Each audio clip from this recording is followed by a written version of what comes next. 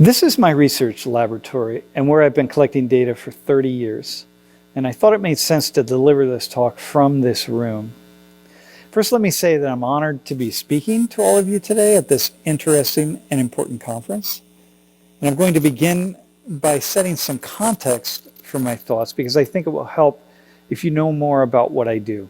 The class that I teach in this room is the largest race and cultural relations course in the world.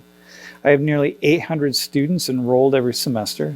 About a quarter of them are from countries outside the United States. But altogether, I've spent 30 years interacting with a very dynamic, multicultural, and multinational group of young people from around the world. And along the way, I've learned many things from my students because I'm always talking to them and I'm always asking questions. And then what we discover together is filmed, and our videos have generated about 60 million views from people all in 200 countries. The topics we discuss every semester are always changing. I guess unlike most professors, I don't have pre-planned classes because I keep asking new questions. I'm a generalist in my thinking, so I'm interested in a wide range of issues. I've traveled to nearly 50 countries and I've lived outside the United States for several years. And as a result, my thinking is always changing. This means that every 75-minute class is different and unique. And what I discuss is based on events in the national and global news cycle and what is worth discussing. Basically, I just keep asking myself, what do I want to know? And for the past 10 to 15 years, we've been spending more time talking about culture and social issues in Asia. However, in the past 5 to 6 years, I've discussed Korea and the Korean wave every semester. It's one of just a couple of topics that are now permanently part of my class because it's one of the most fascinating sociological developments that I've ever encountered. And on top of this, more and more of my students are aware of K-entertainment and K-culture, and they want to know about Korea. So let me start this talk with something that I've witnessed and that I've never experienced with creative content from any other culture. If I'm in a group of people and I ask, who's really into Korean culture? Random individuals will speak up and say that they are. And if I ask them if their friends or family are into K-pop or K-drama or K-film, as often as not, they'll say, not really. I just discovered it on my own. So it's a curious answer. And while I haven't conducted careful, in-depth research trying to understand it, I know something unique when I encounter it. And there's something that in that answer that is really important for people to know. People like you. The first question I ask myself is, how do people find K-entertainment when there are so many cultural products coming at us from all over the world and anything new has to break through to really capture our attention? So let me put this in context in my country. So in the US, we hear about Korea via popular performers and programs that really break through into the headlines for some particular reason and for a few days, like BTS, Blackpink, The Squid Game, Itaewon Class, Parasite, Minari. So people naturally want to check out what makes the big headlines. And that's how many people come to K-culture. The Squid Game, I think, is an example that caught on so quickly in so many countries. In fact, I just asked today how many people in my class had watched it, and about 75% of the students raised their hand. And of course, we do get regular doses of Korean news, but not in front page headlines, so a person can easily disregard it. Just yesterday, I listened to a story about esports, and at the top of the story, they noted that Korea leads the world in esports. But this story was not a headline and not something we hear day after day. It was buried in the news, so average Americans are not going to read it, nor are they hearing about Korea every single day. But K-entertainment is being heavily consumed on a wide scale. And it goes far beyond those mega popular performers and films and dramas that I just referenced. So again, how do people in the West encounter all of that other less popular Korean content. They don't appear to be simply copying the interests of their friends and families, like I like BTS because all my friends do, or all my family watched Record of Youth, and so I got introduced to it and I watched the series. People seem to come to so much K-culture on their own, as though some invisible force keeps them searching for more. They're not following their friends to find out which is the next show they should watch or the newest band to listen to. They get there through some touch point. Then they just keep going. Maybe they watch one thing and then search for all Korean TV shows on Netflix and pick another one to watch, but not because someone told them to watch it or because it had been carefully marketed to them. And let me say that, again, this is my own unique observation and I might be off base, but if what I'm saying is correct, then it points to a sociological puzzle that is worth exploring. So some of these fans are tied together, like the BTS Army, for example, but what I see are people experiencing Korean culture and products on their own, and importantly, on their own terms. And this speaks to the title of my talk, because a tsunami is not something that you see until it is right upon you. All of the force is happening deep under the ocean, and unless you know what to look for, you can't see it until it's too late. So let me go in a different direction and respond to another question that I'm often asked. And what is it about Korean content that is so unique? And I'm not a student or a scholar of media content, and so I can only give an answer to this question from my own unique, particular experience. And the first thing that comes to mind as I'm talking to people is that the violence and sex in K-entertainment are not gratuitous and overly revealing. And as a sociologist who's been studying culture, morality, and social change for 35 years, I can assure you that there are billions of people in the world who are not entertained by violence and sex everywhere they turn. This isn't just true of the US, it's also true of Europe, Russia, Africa, throughout Latin America, places where I've traveled and where I know well. So returning to the US, I've been teaching young people here for almost 40 years, and I can assure you that the personal lives of American youth do not reflect the sexualized, violent images that people see in media content. So when we see sex and violence in K-entertainment, it's often not disturbing to our sensibilities. I wrote recently about the violence in Crash Landing on You. You have to imagine it because it's not really shown to us. And the Squid Game took us right to the edge, but nothing like US films and television shows. And the Squid Game violence was rather surreal, kind of like Hellbound. We don't see people having graphic sex in Korean shows and films, not like in the US. It's implied, and we know it happens, but it's not in our faces. And there are countless segments of populations of people who are drawn to Korean content for these reasons. So consider this. Researchers in the US showed a group of study participants a film with graphic violence, and another group of study participants viewed the same film but without the violence. Both groups reported enjoying the film equally well. And that's very revealing, and there are lots of studies out there showing similar results. So let me interject something else right here.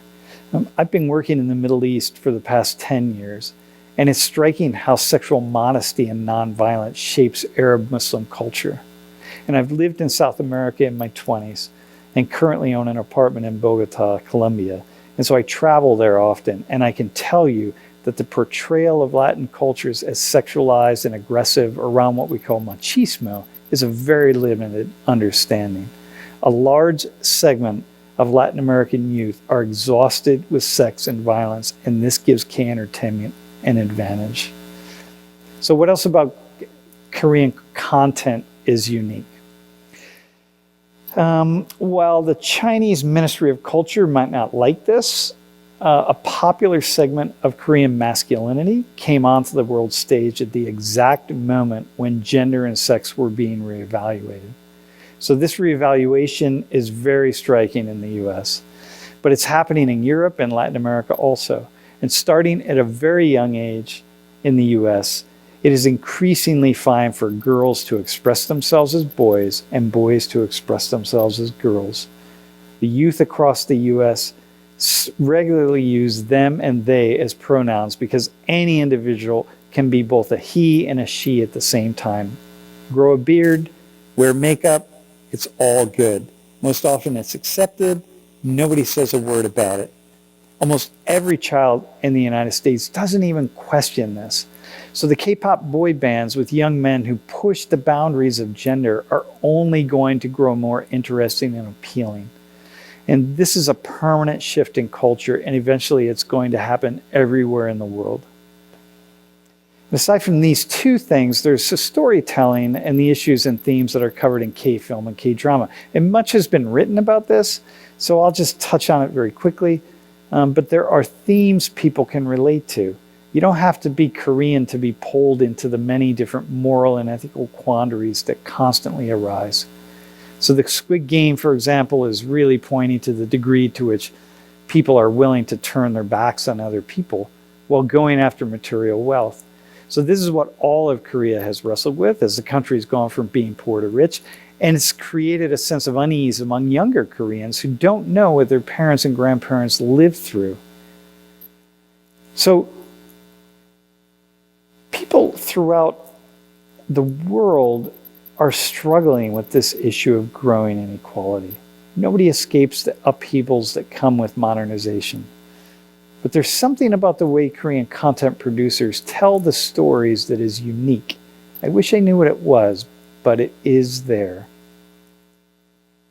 So let me go in a different direction and speak as a social theorist and answer the single most common question that Korean cultural creatives ask me to answer. So how do we keep the wave crashing onto shores all over the world? Or, as I would ask it, how do you turn it from a wave to a tsunami? And my first answer is keep the Korean brand. Whatever that is, and it goes beyond having a really cool flag, it is special. The soft power of Korea is rooted in the fact that those of us outside the country hear the word Korea in most any context. We associate it with creativity, with quality, and future-oriented and technologically innovative world. People are drawn to cultural products for those reasons, for those very reasons, and they believe in that Korean touch. But here's my first words of caution. The Korean touch is not what was in the past. It exists outside of time and space. So when I say keep the brand, I don't mean keep doing what you've been doing and remain in the past. I mean to say move forward, but do so cautiously. And here's the way to see this. The wave has to change and transform. The world's constantly in motion, and it's inevitable that Korean cultural producers are influenced by things outside of Korea, and they'll borrow from other content producers and cultures. And so K-pop performers and K-drama series of today will look somewhat different in 10 years because of content and cultural diffusion coming from outside of Korea. But hold the line on what is uniquely Korean. Do not think about what was Korean, but rather what is the Korea that we can present to the world, but that we do not yet see. So I'm going to say that again. Right? So do not think about what was Korean, but rather what is the Korea that we can present to the world, but that we do not yet see. So I wish I could explain what that Korean touch is or what that next wave is going to look like. Nobody can. I'm reasonably certain that it involves immersive technologies, and that Korean, and I'd guess Japanese youth, will probably play an important role in teaching the rest of the world how to get the most out of immersive tech. That's a talk for another day and time, but I want to return to my work and say the ways in which I engage young people from around the world. What I see, and again, while I'm not studying this systematically, my instinct tells me not to bet on Facebook's metaverse over the platform that Korean and Japanese youth start using. Americans just don't display the same level of comfort with these immersive text worlds. So my second words of caution are that this holding the line will be difficult because the preponderance of social forces will always pull us in the direction of what we did in the past and not what we could do differently in the future. So my very first research project back when I was in my 20s was an analysis of how people tend to reproduce social systems and not change them. This includes economic markets, systems as well as families and educational systems, everything, all institutions, every single system. Another way to say this is that social systems always lean toward reproduction and not change. People don't like change. Because of this, systems don't reproduce, they don't change easily. They thrive on stability and not a continuous and ongoing restructuring. So think about how economic markets respond positively to peace and stability. We all respond positively to peace and stability and what worked in the past. Everything is more certain when life is stable. So let's take K-pop as an example. It's much easier to invest money in a new K-pop band than it is to clone one that's currently successful and take the risk of creating and introducing something that is unknown and that is not accepted. Or it's easier to make the same version of a television drama this year as two that were produced last year. Follow what worked in the past. And you might be thinking, yeah, but innovation is what Koreans are so good at doing. If nothing else, Koreans are the masters of innovation. And to that, I would spin it around and say that following: the vast majority of K entertainment is not innovative at all. People are copying what is around them. Something was innovative at some point, but once it becomes the standard, the ideal, everything that follows it and looks like it is actually a clone. It's a copy. So I remember years ago in this very room, I watched the first mukbangers and I thought it's one of the most creative things I'd ever seen. And in this class, we spent 15 to 20 minutes watching someone eat all the way from Seoul, live. And then within a short span of time, there were other people doing the same thing and the exact same thing. And they set their cameras up in the same way. They positioned them like everybody else. They said exactly what everybody else was saying. And everybody was copying everyone else. So taken as a whole, Korean cultural content is very different from what is being produced in other parts of the world. But very few of the individual components of the Korean wave, the entertainment products that some of you might call them, are truly innovative. This is because each one of these products didn't emerge as a creative response to other things happening in the world, but rather to things that already happened in Korea. Remember, reproduction and not change. So let me take this a step further and talk the natural cycle of systems and the problem that most all of you face. So when systems are too flexible, they have no direction. And then when they're too rigid, they stagnate. And when they stagnate, some new dynamic forces emerge from the outside to breathe new life into the system. So for now, let me pull these 2 points of caution together and conclude with the following summary point related to how to keep the Korean wave going, or again, as I would say, the tsunami. So every one of the overlapping social and economic systems that comprise K entertainment will tend to be pulled toward reproducing what is or what was and not transforming into some new dynamic form. So I've spent my entire intellectual life studying this, and it's probably as close to a sociological law as you could ever find. And so sometimes you have to force the change, even when it looks like everything is working perfectly fine. But all the forces in the world will conspire to keep that change from happening. Resist those forces, but not too much. Keep the Korean touch, because that is what people around the world are drawn to, the Korean touch. Just make sure that content is constantly looking a little bit different from its current form. So if Korean creatives are not capable of finding the right balance between the old and the new, then some new country or culture will emerge and generate some new wave that's in greater alignment with the world as it is yet to become. So I think in Korean people, Korean people are calling this neutro. right? The new and retro coming together. And I think it's right on point, neutro. So these are just guiding ideas from a sociologist who's fascinated by social life and cultures around the world. And the actual path, it's what you all will create. And I'm actually quite excited to see what that's going to be. So thank you for your time, and I'm sure you're going to enjoy this really interesting conference.